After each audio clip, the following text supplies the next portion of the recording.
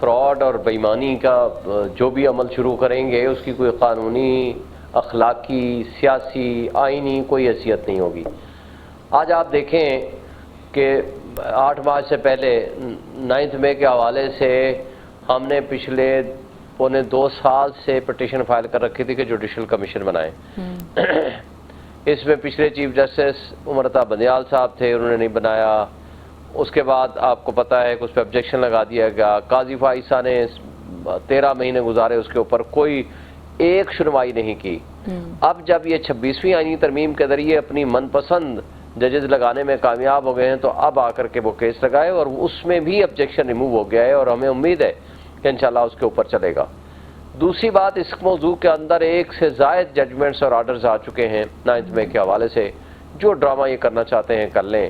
ایک بات طے ہے، عمران خان اس وقت جیل میں تھا، اس وقت انڈر کسٹڈی تھا، پیچھے ہونے والے کسی حوالے سے کسی واقعے سے اس کا کوئی تعلق نہیں۔ ان کا بیان ہی کافی ہے، جب وہ باہر آ کے انہوں نے آن دی ریکارڈ کہا تھا جب مجھے پکڑیں گے تو پھر ایسا تو ہوگا۔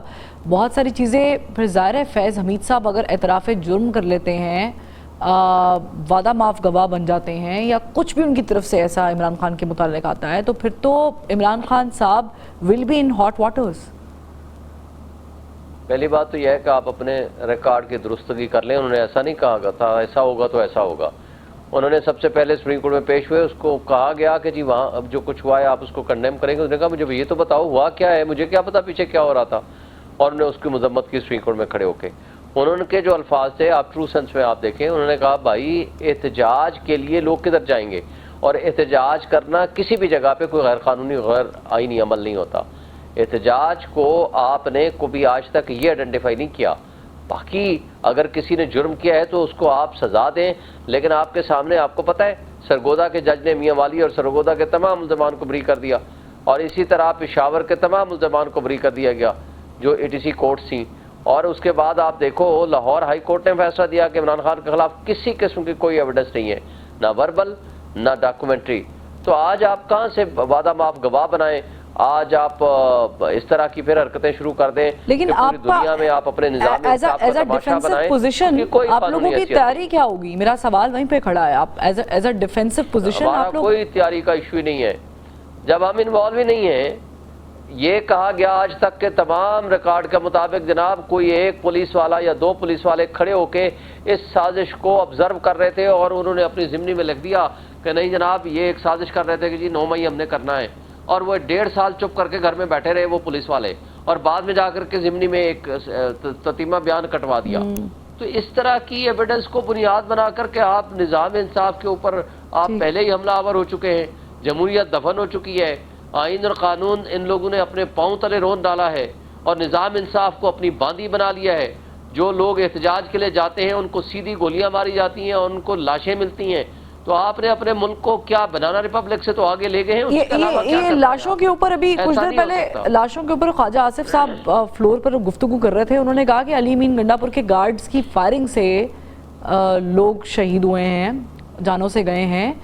آپ لوگوں کے پاس اگر 12 لوگوں کا ڈیٹا موجود ہے اور آپ نے وہ پریس کانفرنس بھی کر کے بتایا ہے بیرسٹر گوہر صاحب نے، تو آپ یہ ڈیٹا جو ہے وہ قانون کے دروازے کے پاس کیوں نہیں لے کے جاتے، وہاں جا کے کھٹکاتے کیوں نہیں ہے دروازہ کہ بھئی یہ لوگ گئے ہیں، ان کی انکوائری کی جائے؟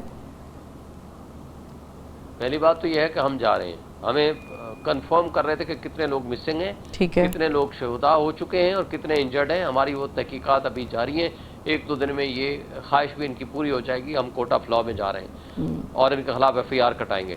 دوسرا، ان بدماشوں، بےایمانوں اور کٹ پتلیوں سے میں پوچھنا چاہتا ہوں کہ بھائی یہ بات آپ نے روز آپ کے 4-4 5-5 آپ کے وزیر پریس کانفرنس کر رہے ہیں، آپ کا IG کر رہا ہے، آپ کے باقی لوگ کر رہے ہیں، اس وقت تو آپ کو یاد نہیں تھا؟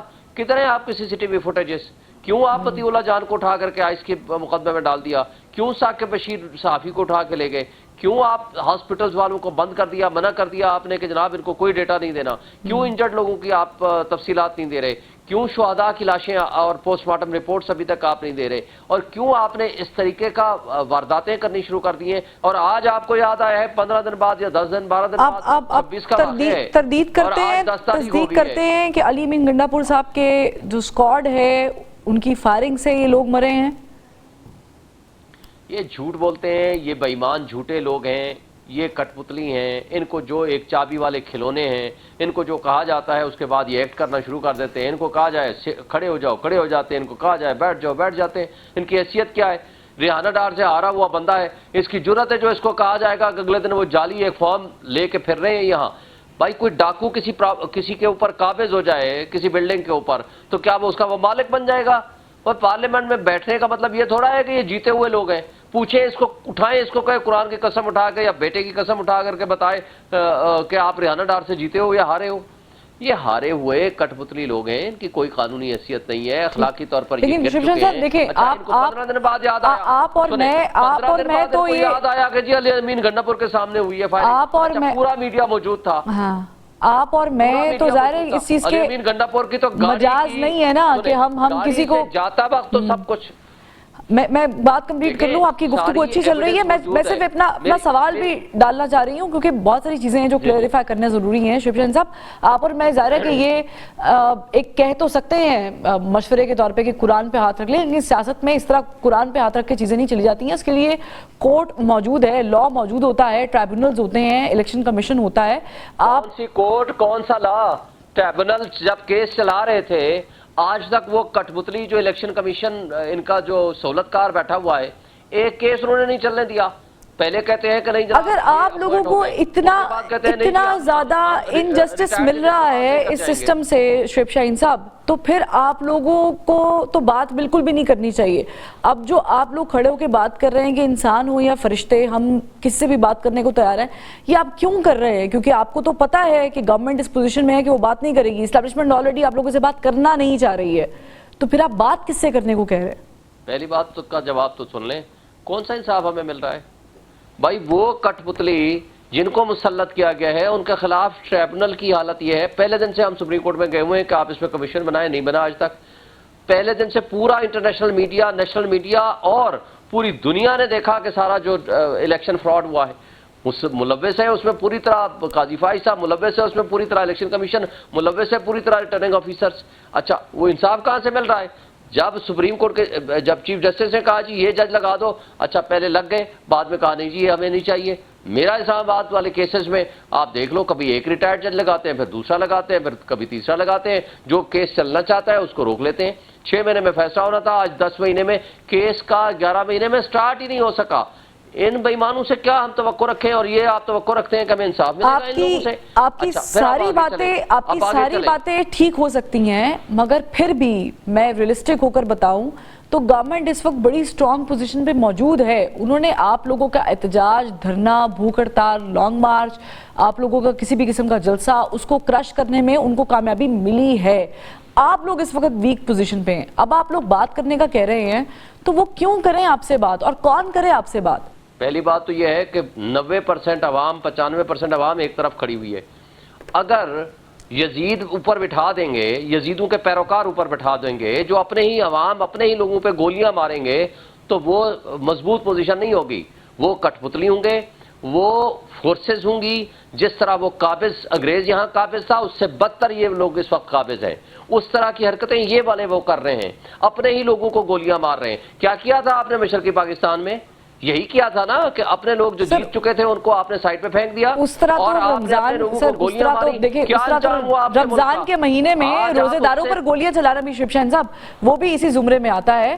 میں ماضی میں زیادہ نہیں جانا چاہتی ہوں، میں کرنٹ جو چیز چل رہی ہے اس پہ آپ سے گفتگو کرنا چاہ رہی ہوں. مجھے صرف یہ بتا دیں کہ اب آپ لوگ بات کرنا چاہ رہے ہیں، آپ کیٹیگوریکلی بتائیں کہ فرشتوں سے، جن کو ہم اسٹیبلشمنٹ کہتے ہیں، آپ ان کو فرشتے کہہ رہے ہیں، ان سے بات کرنا چاہتے ہیں کیونکہ وہ تو بات نہیں کرنا چاہتے، یا آپ گورنمنٹ سے سوللی بات کرنا چاہتے ہیں؟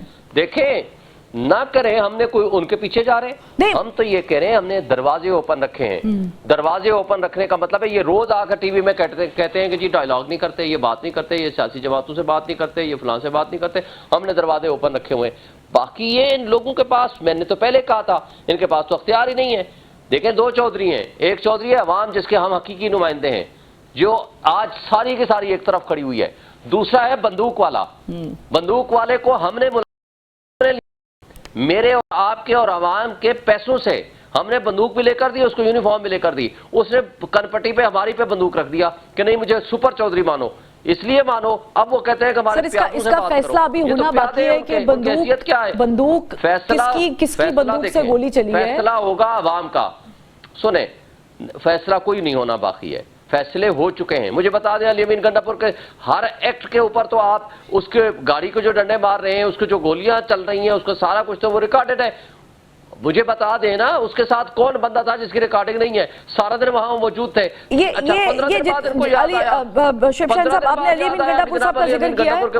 مجھے سم اپ کرنا ہے اس چیز کو. مجھے صرف یہ سمجھا دیں